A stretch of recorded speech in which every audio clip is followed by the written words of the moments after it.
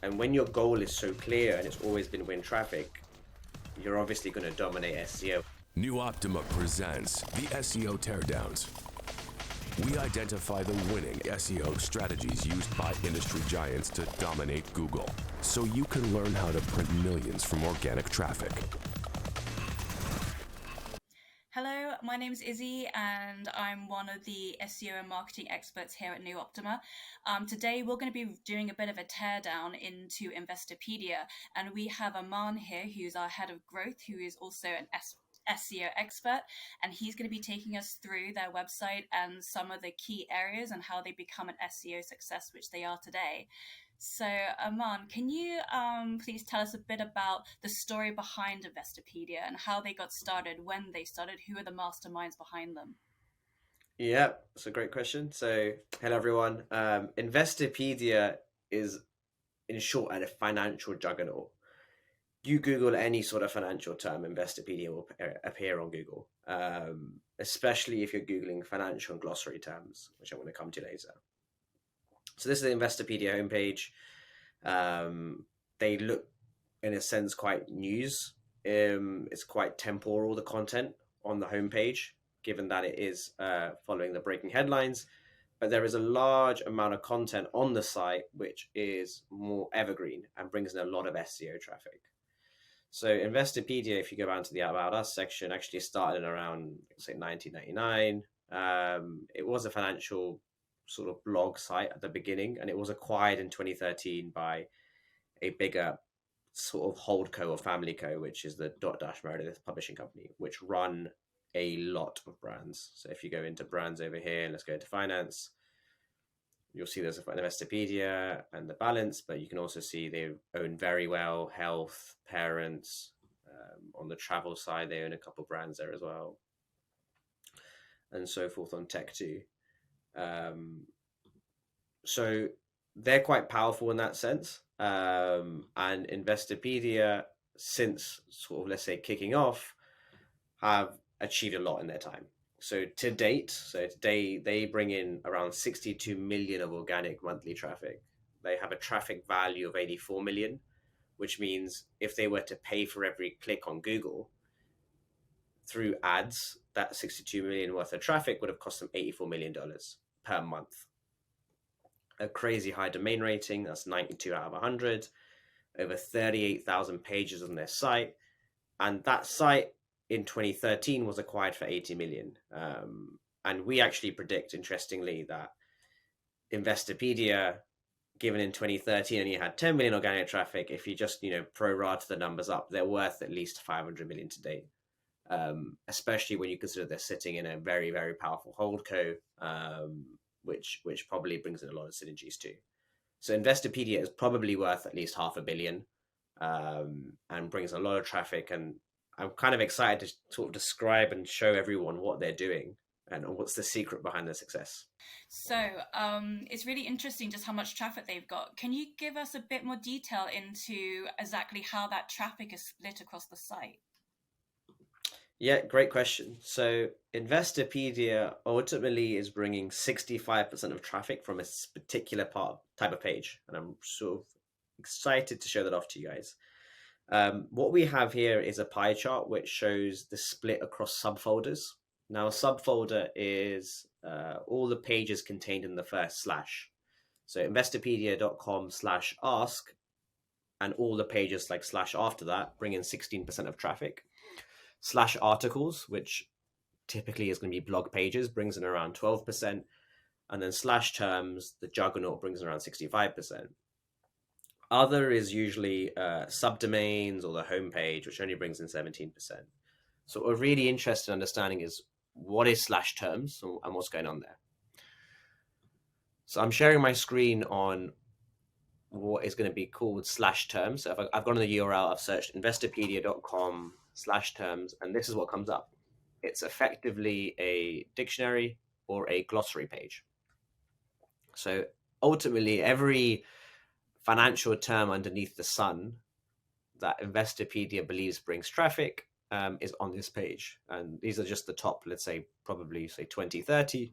But if you go to a complete list of O terms, that's what you're looking at over here. It's a lot of pages inside slash terms. Now, if you were to look into a single type of page, let's say law of supply, the URL for this is /term/law of supply. And as you can see, they're monetized with a lot of ads. But what you can see is the ultimately page ranking in that subfolder is a definition page.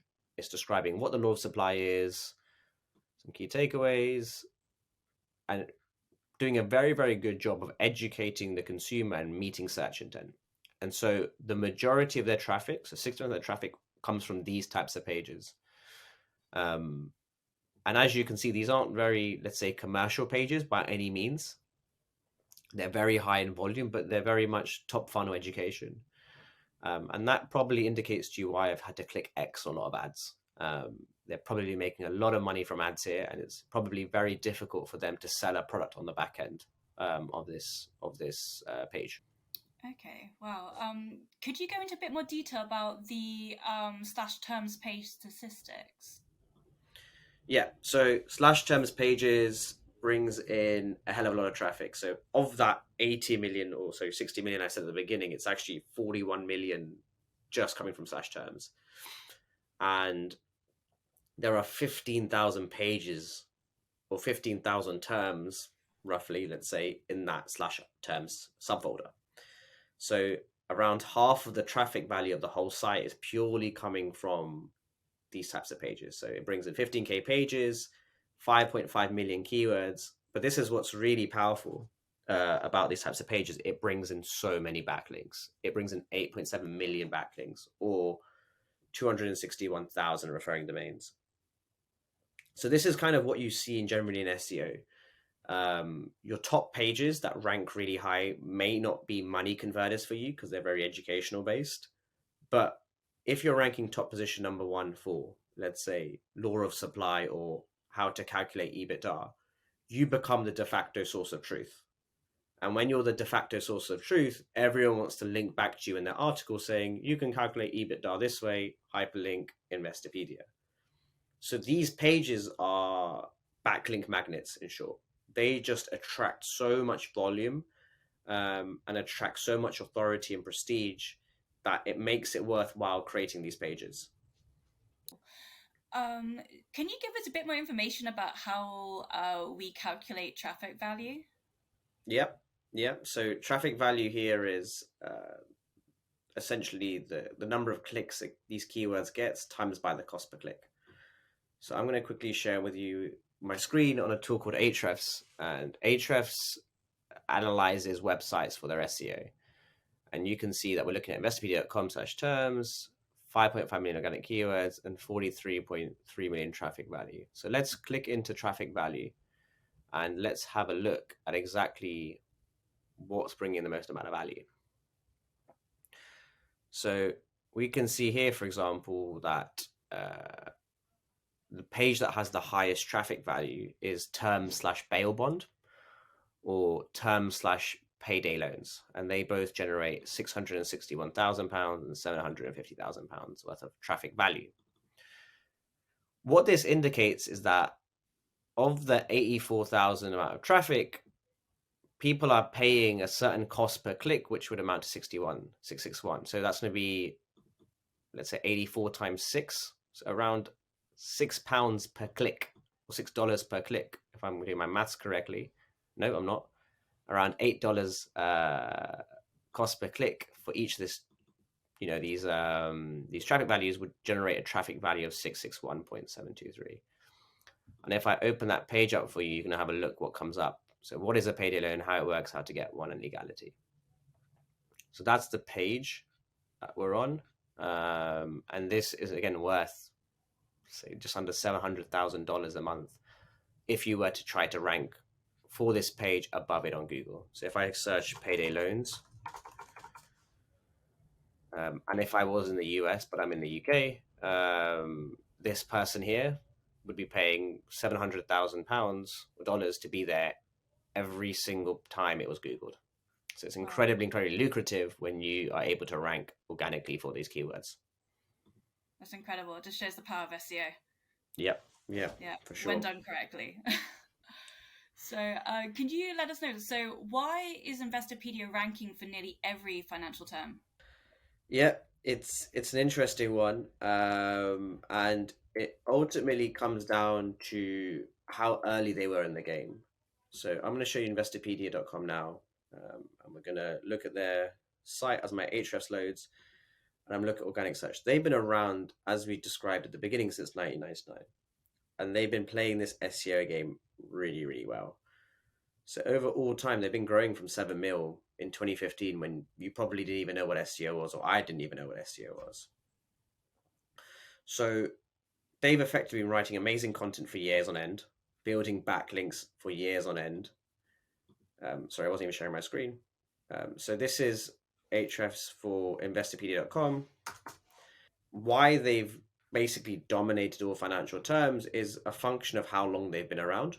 They've been around since 1999, and this Ahrefs can show us since 2015. And you can see that they've absolutely dominated in 2015, and they're still dominating today in, say, let's say 2022, 2023.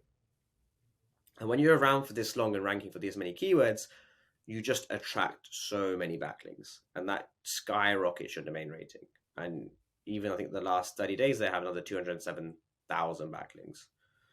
So once you're on this treadmill and you're already winning in SEO, it just keeps perpetuating itself and you keep winning even more. There is an also other piece where it's more than just how long they've been around for. Investopedia really do create amazing content.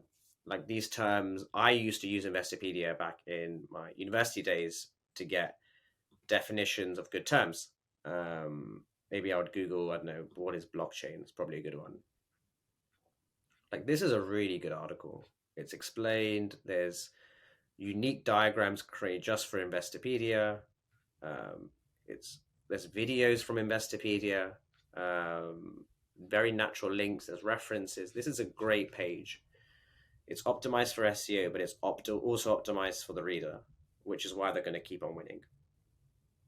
So in short, when you create so many pages, when you're around for that long and the quality is that high, it's kind of ludicrous not to expect you to win. And especially when you consider the model that these guys have been playing. So Investopedia, having done some research on them and tried to work out how they make money, it's generally through their digital products. So they have a back end where they sell financial products to consumers, and they have affiliate deals with, say, best credit cards or best payday loans, for example. And so they're able to send leads across. So their game has always been win traffic. And when your goal is so clear and it's always been win traffic, you're obviously going to dominate SEO, and then the money will come thereafter once you work out how to monetize those pages. Right. Can we go into a bit about how we've got low volume, high converting pages? Yeah, so it's interesting. So we were showing you the traffic split across site, and then the natural tendency when you're analyzing a site is to just look at the biggest volume of keywords and be like, oh, look, they win because of slash terms. But that's not bringing them the money, and we sort of understand that. Maybe they're getting some ad revenue from it, but it's no way generating enough to be worth the amount they invest in content. So where's their money coming from? And if you look in slash other, you see some really interesting things. In the other section, you effectively see a new type of page come out. And basically they're low volume in the sense that they're low volume compared to what Investopedia doing, but not low volume compared to the rest of the market, but they're low volume and high converting. So we were doing some analysis and looking at the URL structure, and I'll do this with you now. So if I look at all their top pages, so I'm on Ahrefs, I've just looked at top pages, and I'm trying to identify, what makes them money. We were sort of scrolling around and doing some basic research, and then we noticed there's a certain URL where if I go into URL, add a filter that it contains the word best. And normally you can find these patterns in SEO because SEO guys like to be very, let's say, diligent with their patterns because it helps them track their own findings. You'll find that they have 733 pages which have the word best in them. And best is a really interesting sign for SEO. It indicates that you are creating some sort of listicle or some sort of ranking page. And in finance, if you can think of it this way, if you can rank the top financial providers who are currently paying $6, $8 a click, and you offer them, say, $4 a click or $5 a click on your website, you can arbitrage the difference in ad spend that they're paying on Google to your site. Or you can charge them more at a premium because your site is so valuable and your audience is so valuable. But what you're going to see is these pages, I'm going to say, are relatively low value, but have very good value or traffic value. So they're very low in, let's say, traffic, but high in traffic value. So best yield savings account, they're in position 5. Best brokerage accounts, that's an amazing keyword. Let's look into that keyword. Only 71,000 traffic, but nearly 500,000 in value. So this is a really good indicator that this is a money keyword.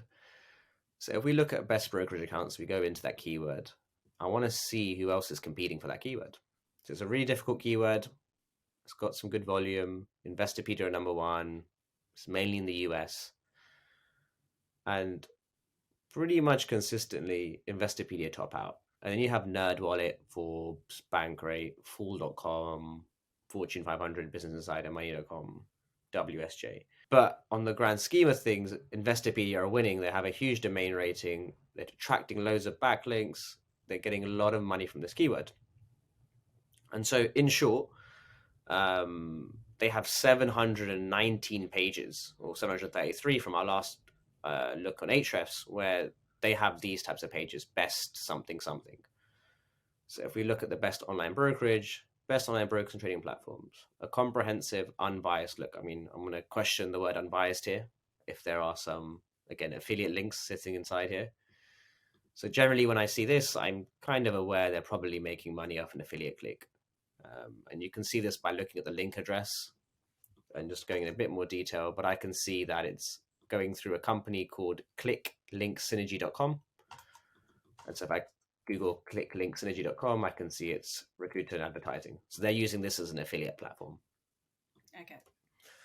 So again, they've created a listicle. They've pushed Fidelity at the top because Fidelity have paid them the most amount of money, and they're going to be making a lot of money from this. So it's very important for Investopedia to keep ranking for what I would say are these money keywords, and the money keywords being they contain the URL best in them. So again, even though these are only 2.5 million search traffic, which is, I don't know, a 40th of the whole site, I probably predict this brings in half the revenue, or maybe a quarter of the revenue. It just shows the importance of that. I think I'm trying to say. I think it shows the importance of picking the right keyword and like doing the strategy right, and the importance of bottom funnel. Yeah. And attracting the right people, right? Because there's no point in having millions and millions and millions of people on your page if they're not the right audience. Correct. And I think this is like a lesson that you learn in your journey of doing this. Like I've gone through the phase where I'm like, well, we just need more traffic. And then you put more traffic in and it doesn't convert. You're like, oh, hold on, I need more of the right traffic. And that distinction happens quite early in like a marketer or a founder or a CEO's career. And it's like a light bulb moment saying, okay, I get it. Like all these case studies which show you really high numbers, like they aren't that powerful. What you really care about is what's converting. And you can have something that brings in a 40th of the traffic, but brings in half your revenue or a quarter of your revenue at least.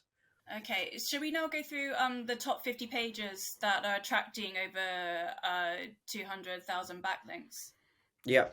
So we mentioned the power of backlinks ever so briefly, and I want to go into even more detail about what are the pages that attract backlinks. And so there's a term called referring domains, and so it's really important to be sort of quite clear here.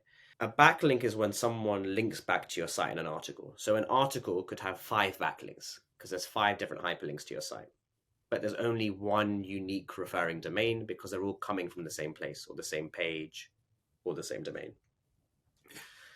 So I've said backlinks and then bracketed referring domains. They're actually different words, but I want to say to you, this is referring domains, and wanted to explain that to you.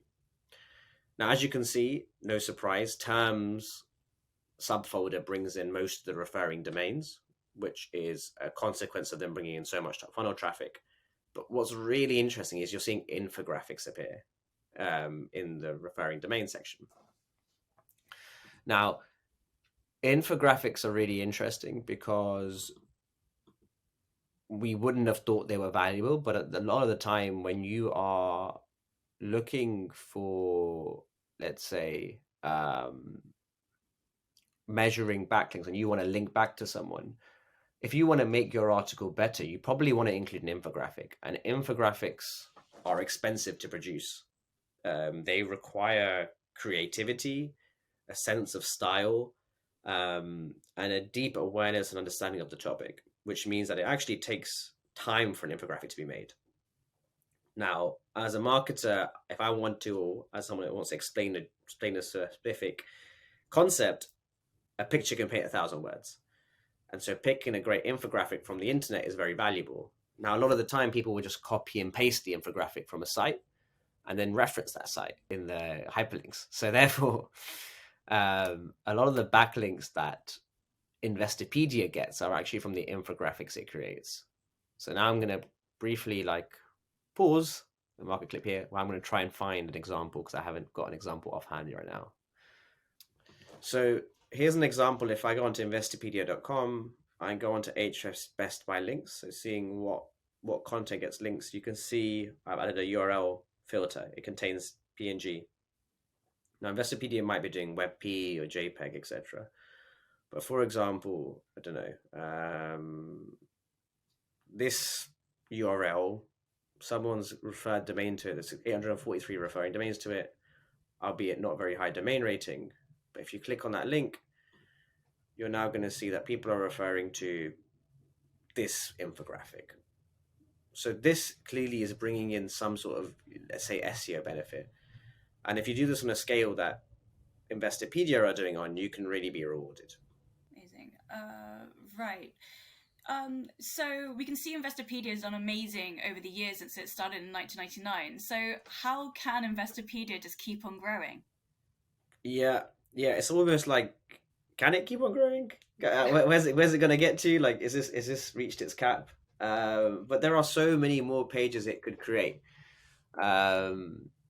Like there are by no means, if we go back to the dashboard, investopedia.com, it by no means has covered every single type of page. So there are so many more best pages that it can do. There are so many more listicles that it can do. There are so many more expansions into pushing content into the digital products. So if you look into Investopedia, they will have various bits of let's go to the academy section. So this is kind of where they start to make their money. So they have investing academy, which goes to a subdomain called Investopedia Academy, which does not want to show for me right now. But this is what it is over here. And they're able to create a lot of money from that. So one is they can create more best pages. There are so many more to go for, more listicles. They've pretty much capped out all the terms pages, but they're going to be looking and on the ball or on the eye for when new financial industries pop up. So for example, when crypto came up, that obviously meant there were a lot more terms that existed in the market. So you need to be on the eye for new terms to, again, attract those backlinks. 2, create more listicles and blog pages. And 3, I'd say focus on driving more traffic into the digital products. And I'm sure they have a whole department working on how to monetize better. It's not really for me to say how they would monetize better, but I'm sure there are more links they can do to digital products. Yeah, for sure. So I'm guessing a lot of the viewers today will be wondering, like, what can they do? What can they mirror what Investopedia has done? Let's say they've started off like relatively recently. They haven't been going for all these years. What can they do? Yeah, it's really like sobering to listen to this and be like, oh my God, how do we even compete with like a financial juggernaut like Investopedia? But it's important to like be aware that every giant has its weaknesses. And in an industry where, let's say, Investopedia takes charge, everyone would see the terms play or the glossary play. And there are going to be some companies that try to compete with Investopedia on that terms play, which doesn't make sense. Like they've already won that game. So why would you try to compete at a game where you're already going to be 10 years behind? So one is there are always white spaces to operate in, and it's about finding those white spaces. There are pages that I know for sure Investopedia are missing. Like we can see them. We want to work with people that can see them as well. So that there are opportunities in that niche specifically. So one is you can find the gaps. That requires hard research, but you can get there. The two is you can play off competitor traffic. If Investopedia have done all the hard work to educate the market, to do all that content creation, can you ride their coattails in any way? Can you be better than them in any way? So, for example, if you know Investopedia are really amazing at terms, but they're very bad at the video section, maybe you can win at YouTube SEO instead. So there are various ways that you can adapt your play to be at the weaknesses, let's say, of industry giants or Investopedia. I'd also say that just because something's high in volume doesn't mean that's a bad thing. I would be much more scared if I was entering an industry where had no traffic volume and no one was winning, or there was no search volume. If you operate in a space where there is no big competitor, it's very likely that's not a big enough market. Like, to be quite blunt with you, especially in SEO.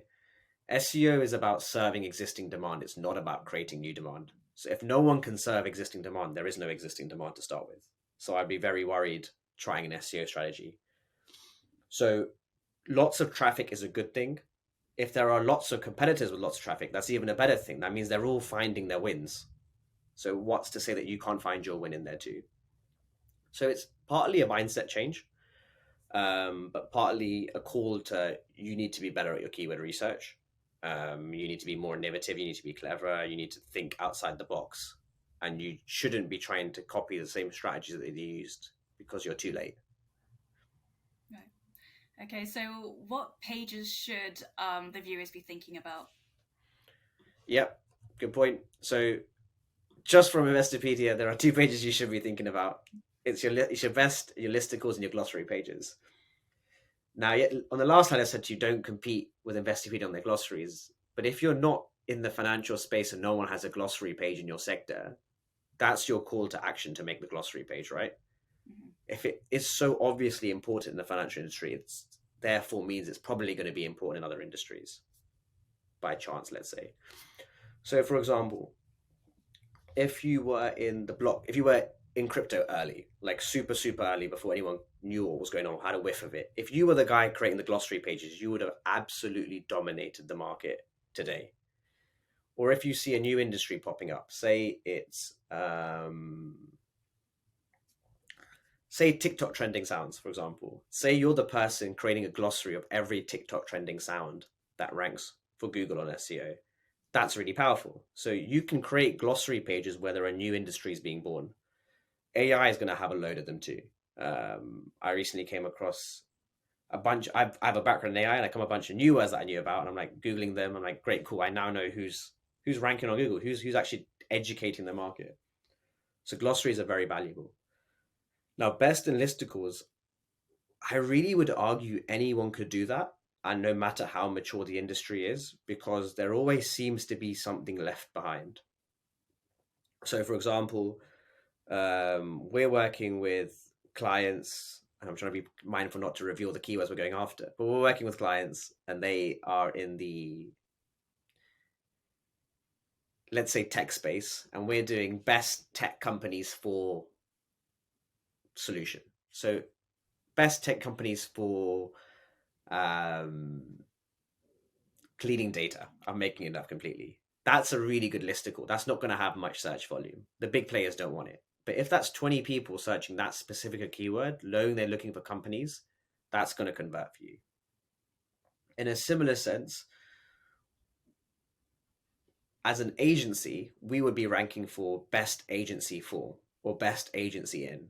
And again, these keywords, people don't want to compete for them because they're low in volume and it's expensive to create content. But if you have a content engine behind you, you can make that work. So the conclusion is best listicles will always work. I'm pretty bullish on them. Glossaries generally will only work if you're in somewhere new where no one's done it before, so that you can define the status quo.